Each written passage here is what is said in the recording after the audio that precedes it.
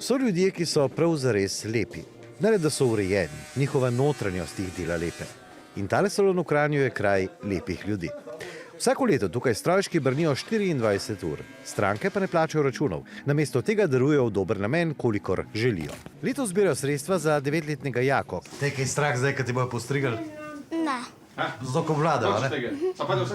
Jaki bolezen grozi, da ga bo v nekaj letih prikovala na voziček, pomaga pa mu lahko draga genska terapija. Vsak las tako danes tukaj pade za dober namen. In ker dobrota združuje, brivci niso ostali sami. Že lani so se jim pridružili tetovatorji in marsikdo si bo zavedno zapomnil dan, ko je zmagala dobrota.